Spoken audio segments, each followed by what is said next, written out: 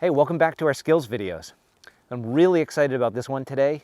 This is the single most requested skill in any clinic or one-on-one session that we have. Everybody wants to know how to jump and how to hop their bike. That's the same exact movement, just with different timing, and it's also the same thing when we're trying to pump terrain features. I'm going to show you today how it's just a couple simple body movements. It's a hip hinge and a row and an anti-row. And when we put those together with the right timing, we can do almost anything on the bike. And what's great about that is you don't have to worry about, well, in this situation I do X, but in that situation I do Y. It's the same movements, just with different timing. And the only thing we're varying is the degree to which we're changing the angle of the bike. We're going to go over to the pump track, and I'm going to show you how that all works. We're over here at the pump track, which we're very lucky to have here in town. And this is actually where we start an awful lot of our skills training, especially the one-on-one stuff. The reason being, these type of shapes teach us to be in balance on our bike. And if we can be in balance as we're riding through the trail, a lot of the stuff that people concern themselves with, the roots, the rocks along the way, that stuff's actually sort of just noise, and it's much easier to deal with. If we're not in balance, all of those things are going to throw us around even more. We don't want the terrain to push us around. We want to preemptively move our bike. So we want to be able to tip the bike back as we're going up and over something, and we want to preemptively tip the bike down as we're going down the backside of something. Let's put our bikes down, because oftentimes that gets in the way when we start to think about these motions. Remember, we talked about, we got our base of support, our triangle of awesome.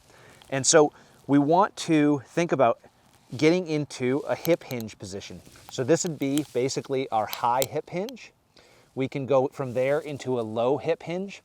So a low hip hinge with our arms pushed out, this is if we're going down something steep. And I'll show you that in motion in a minute. Then we want to row the bars towards us and stand up. So this is a row, and this is an anti-row.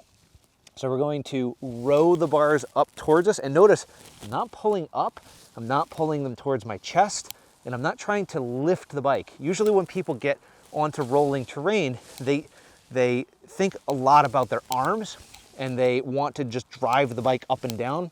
What we want to do is tip the bike back and forth, tip the bike. That happens by going from a deep hip hinge with an anti-row into standing up tall with a row, and then back out into an anti-row, back out into a nice hip hinge. Okay, so now I'm going to show you that in motion. So we're going to go over a relatively large roller, but I'm going to do it slow and exaggerate the motions out so you can see how we go from a hip hinge into a row standing up tall, and then we transition back to a hip hinge and anti-row as we go down the far side. So I'm hip hinged, row, anti-row, hip hinge. Now we're going to take that into smooth motion over a smaller roller, and we'll transition that to bigger ones as well. But I want you to see that in motion, and we'll do it a bunch of times, and we'll also show it in slow motion so you see how it works. So as we roll in, drop into a hip hinge, row, anti-row, row, anti-row, row, anti-row.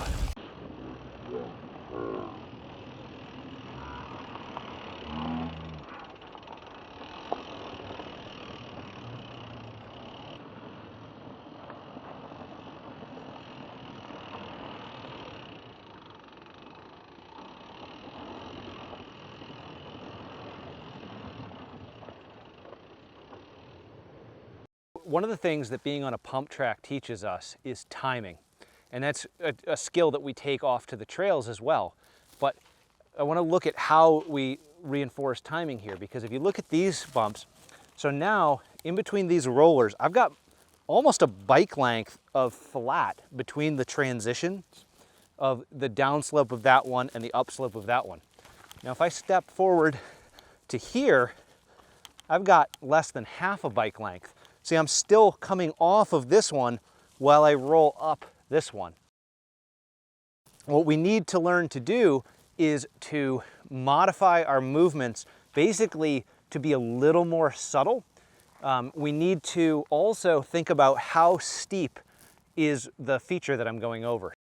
When we were on the rollers over there, the big ones, those are much steeper. Those are more like 30 plus degrees on the bigger ones.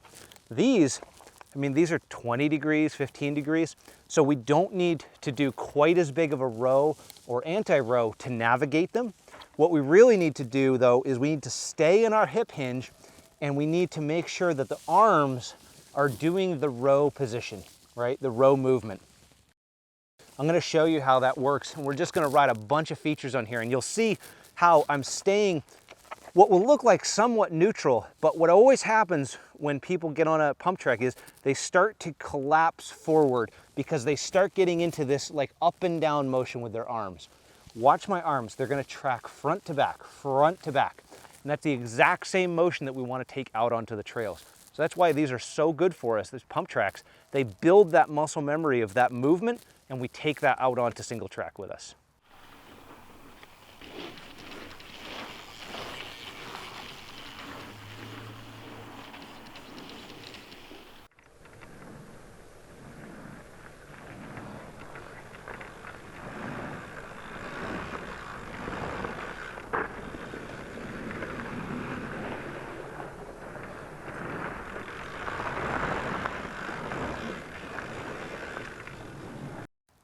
Now I want to talk about the last piece of the puzzle here, which is being able to choose how and when we get heavy on the bike.